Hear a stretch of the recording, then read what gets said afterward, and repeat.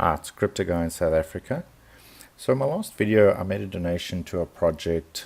The project is open here, it's Trxplorer. So I thought, let me just do a quick video, go over what is an Explorer, and then have a look at this Explorer that's available. So basically, when we look at most cryptocurrencies, they'll have some sort of Explorer that allows you basically to view what is on that network. So for example, with Tron, when Tron first launched, it had an Explorer and it was called TronScan. It looked different from this. So, you know, when it first launched, it was a black and white one, very basic, very simple. And then this one, Rovek redid for the competition. And this is what it then looks like. And then we've got another Explorer here done by another developer. It's by the community, someone in the community. You can see him on the Slack channel. He's developed it. He gets no special funding. He relies basically on donations from people.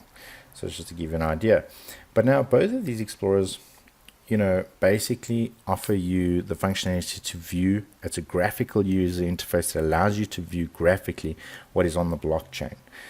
And that is basically what an Explorer's purpose is, to show you what's on the blockchain. So you can see from here, we can see the blockchain, the nodes, the representatives, tokens, markets, and then you can do your voting and your tools.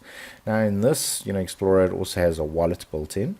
Whereas if we look at this Explorer, it doesn't have all the features, but it's definitely got some nice features. You know, again, we can then view the blocks, we can view the transaction, we can see the nodes, representatives, votes, accounts, tokens. So we can view all of that. And then by clicking on each one, you can then get information.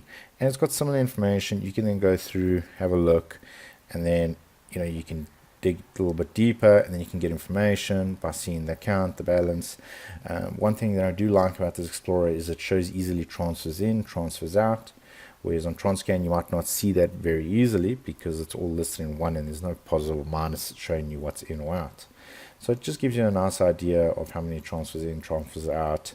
It's got a few graphs, but both Explorers are pretty good. Both Explorers give you a lot of info.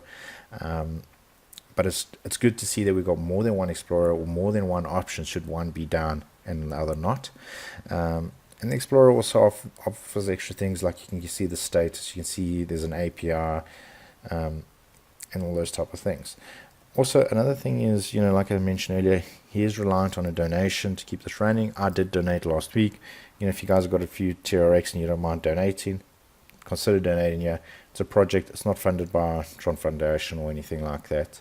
What is nice though, even though it's not funded directly, is they've been kind enough to put it over here. So from an Explorer perspective on the Tron.network, we can see the TronScan, which would give us that one over there, and then we can see over here the TRX Explorer.